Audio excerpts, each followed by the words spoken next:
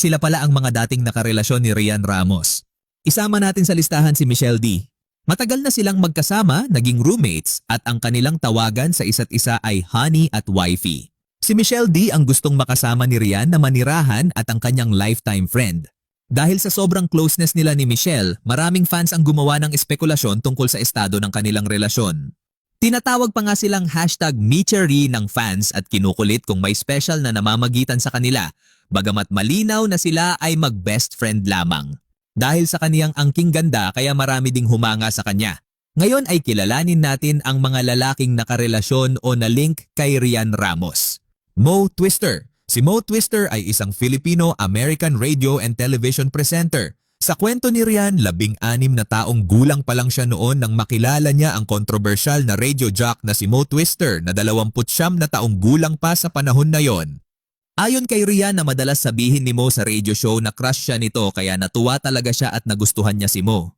Hindi naging sang-ayon dito ang ina ni Rian pero hindi siya nakinig dahil gusto niya si Mo noon. Ayon kay Rian, nung naging sila ni Mo ay nag-iba ito at sa paglipas ng panahon ay lumabas ang totoong kulay nito. Sa tuwing sinusubukan ni Rian na hiwalayan si Mo, nagagalit ito at binabantaan siya. Naging kontrobersyal ang hiwalayan nila noong mag-leak online ang isang video confession ni Mo na di umano'y pinalaglag raw ni Rian ang anak nila. Umabot pa ito sa demandahan, ngunit napanalunan ni Rian ang kaso noong 2015. Jeric Lacson. Si Jeric ay anak ni Panfilo Lacson. Naging boyfriend ni Rian si Jeric noong 2011 kung saan kinumpirma noon ni Senator Lacson na may relasyon sila sa pamamagitan ng text message. Nabalita ito habang nasa gitna pa ng kontrobersya ni Mo at Rian, ngunit hindi rin nagtagal at nagkahiwalay sila. Casey Montero. Si Casey Montero ay isang radio DJ, TV host at actor. Noong 2012, inamin ni na Casey at Rian na exclusively dating na sila. Ang kanilang relasyon ay nagtagal lamang ng 1 taon at 7 buwan at noong unang linggo ng Nobyembre 2013 ay naghiwalay sila.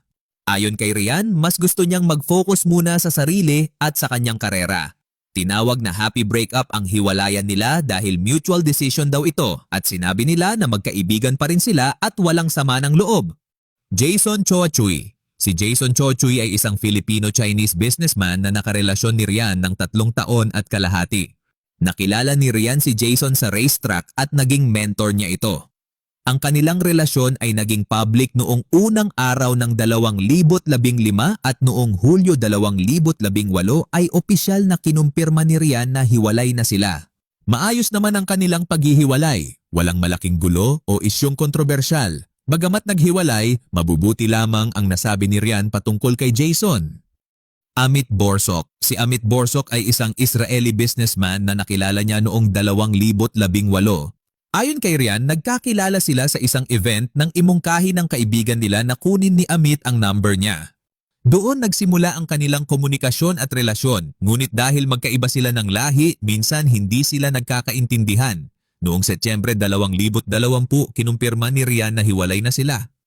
Sam Verzosa. Si Sam Verzosa ay isang kilalang businessman, CEO ng Front Row at politician. Nagsimula ang kanilang relasyon noong Agosto 2022 nang isinapubliko ni Rian ang kanilang relasyon. Ito ang unang pagkakataon na nagkaroon siya ng seryosong relasyon na ipinahayag sa publiko matapos ang ilang low-profile dating history. Kilala silang parehong supportive, si Rian sa political career ni Sam at si Sam naman sa showbiz career ni Rian. Noong Hunyo 2023 nakumpirma ang kanilang breakup.